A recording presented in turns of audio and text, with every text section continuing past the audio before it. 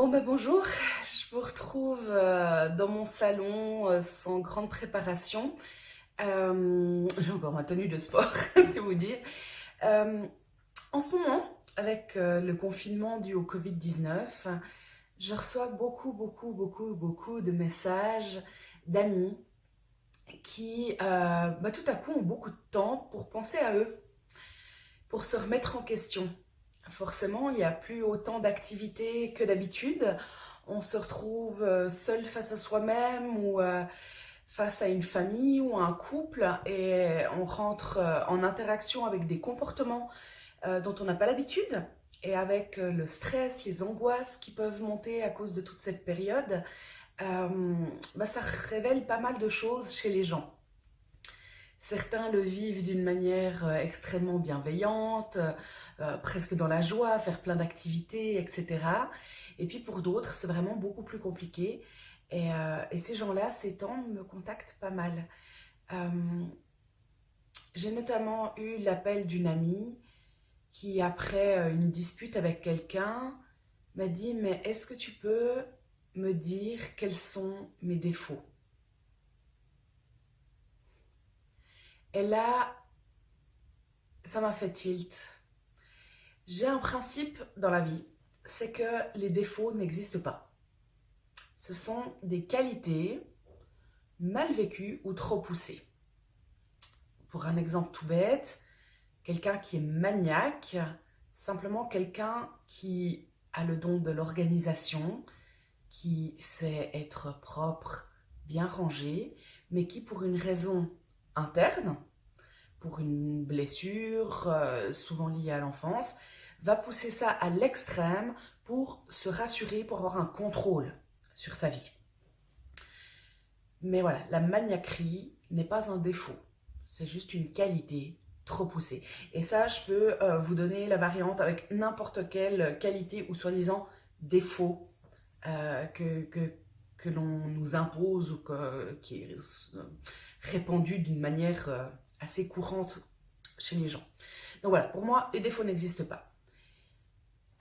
Et j'ai essayé de lui amener cette nouvelle pensée. Vous m'excusez, je vois que mon téléphone fait souvent des zooms comme ça. Voilà, c'est les défauts des téléphones parfois. Euh, donc, je reprends. Euh, j'ai donc essayé de lui amener ce nouveau courant de pensée et forcément, c'était très compliqué.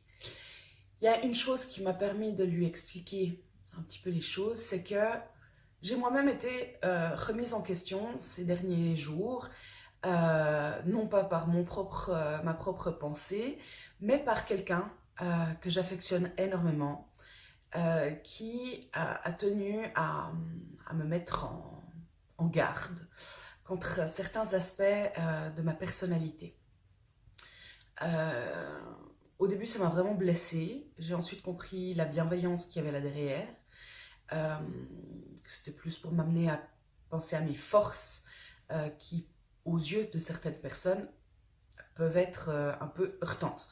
Je suis quelqu'un qui a tendance à avoir un tempérament de leader et quand il y a quelqu'un qui est plus fragile, plus timide autour de moi, parfois mon impatience à voir les choses bouger, etc., avancer, euh, je prends le lead des choses et les personnes plus timides qui ont besoin de plus de temps n'ont pas eu le temps de savoir s'ils voulaient ouvrir leur bouche et tout. Moi, j'ai pris les rênes et puis on avance.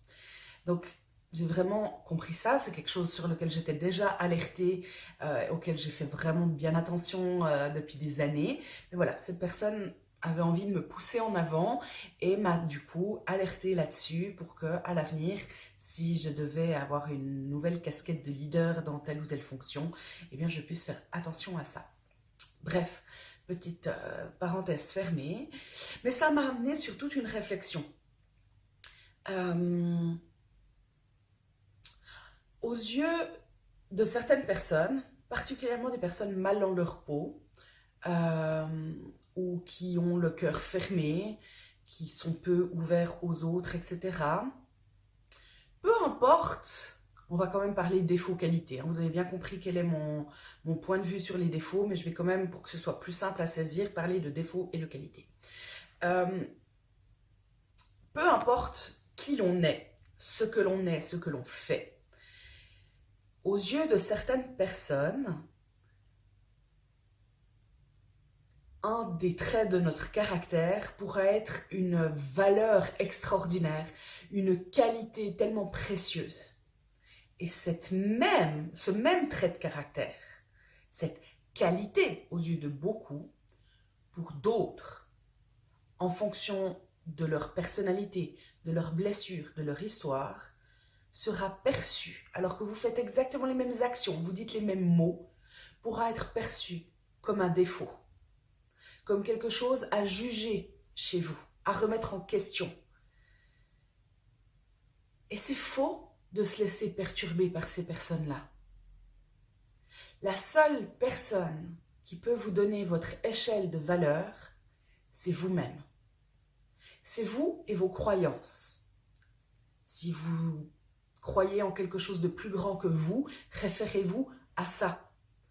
Qu'est-ce que cette croyance vous donne comme identité, comme valeur, comme amour sur vous-même? Si vous ne croyez en rien, alors mettez votre propre échelle de valeur. Qui vous êtes? Demandez aux gens avec qui vous avez une vraie bonne relation de vous aider à créer cette échelle de valeur. Comment tu me perçois? Quelles sont mes qualités? Et ensuite, passez aux défauts. Donnez toujours plus de qualités que de défauts. Je crois que c'est important pour la construction mentale des gens. On est beaucoup plus sensible à ce qui est négatif et il faut plus de positif pour rattraper un négatif. On dit entre 3 à 10 positifs pour rattraper un négatif. Donc voilà, le cerveau humain est tel qu'il est difficile d'ancrer le positif en nous. On est vraiment très attaqué là-dessus. Il y a beaucoup de choses dans ce monde qui nous attaquent, qui veulent nous dévaloriser. Mais voilà, tout ça pour dire que peu importe qui vous êtes, vous pouvez être la meilleure des personnes, la meilleure des personnes. Vous pouvez faire tout ce que vous voulez pour les autres. Vous pouvez être plein et plein de grâce, de bonté, de qualité, d'amour pour les autres, de joie. Aux yeux de certaines personnes, certains de vos traits de caractère seront vus comme des défauts. Ne laissez pas ces attaques-là vous abîmer. Protégez votre cœur, c'est votre plus grand trésor. Vos pensées sont précieuses aussi. Donc vraiment, protégez-les.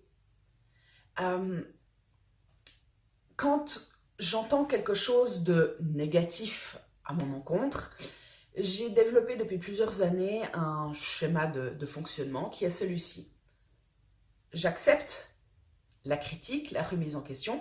Après, ça dépend de qui ça vient, hein, sincèrement. Si c'est des gens qui sont négatifs, dans la confrontation, dans la colère en permanence, ça me glisse dessus, mais comme si j'avais un bonnet d'huile, ça glisse tout seul et puis ça passe au-delà. Maintenant, si ça vient de gens que je considère, je vais absorber cette nouvelle. Je vais, moi, seule, ou alors avec l'aide peut-être d'une personne qui était présente lors de la remise en question, si je l'affectionne particulièrement, recontextualiser ce qui s'est passé, et puis me dire, ok, est-ce que je pense, ou est-ce que tu penses, si je m'adresse à quelqu'un d'autre, qu'il y a un éclair de vérité dans ce qui a été dit? Est-ce que je pense que sincèrement, dans mon caractère, il y a peut-être quelque chose à revoir? Que ce soit vraiment dans mon identité, ma façon de communiquer les choses avec les gens, ou bien dans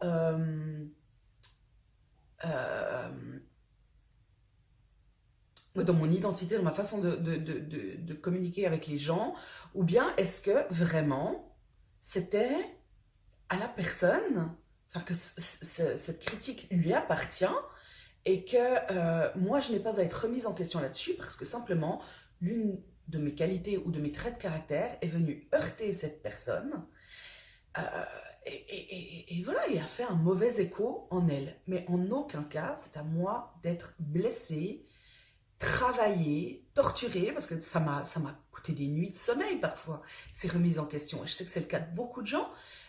Donc voilà, se priver de sommeil, c'est une forme de torture. Hein. Euh, donc voilà, est-ce que vraiment je dois passer par toute cette remise en question, ou bien c'est à la personne que ça appartient?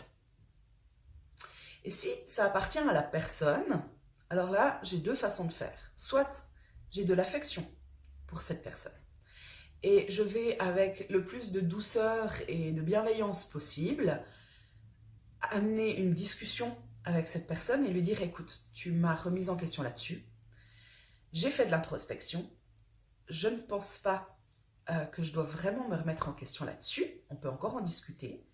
Maintenant, j'aimerais savoir, toi, qu'est-ce qui t'a amené à réagir à ça? Qu'est-ce qui, dans ta vie de tous les jours ou dans ton histoire, fait que cet aspect de ma personnalité te confronte? Si c'est quelqu'un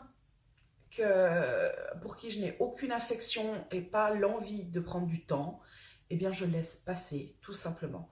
Et je vais classer cette personne dans les fréquentations, éventuellement dans les copains, copines, mais certainement plus dans les amis. En tout cas pour un temps. Donc voilà, ça c'est ma façon à moi de gérer. Apparemment elle convient à pas mal de mes amis, comme je leur explique quel est mon schéma. Donc voilà, je voulais vous livrer ça parce que je pense qu'en ce moment, avec ce confinement, on est confronté à beaucoup de choses qui viennent de l'intérieur et de l'extérieur. Il va y avoir beaucoup de bébés dans 9 mois, mais il va y avoir aussi beaucoup de séparations dans les familles, beaucoup de disputes, etc., entre enfants, parents, entre parents. Et je crois que le fait de se mettre soi-même à la première place et d'avoir une introspection sur tout ce qui peut nous arriver, aussi doux ou violent soient les confrontations, c'est important. Et c'est ce qui va nous permettre de bien vivre, se vivre avec les autres et se vivre avec soi. Voilà, aimez-vous, c'est important. Mettez-vous à la première place, protégez votre cœur, protégez vos pensées et faites des choses qui vous font du bien. À bientôt.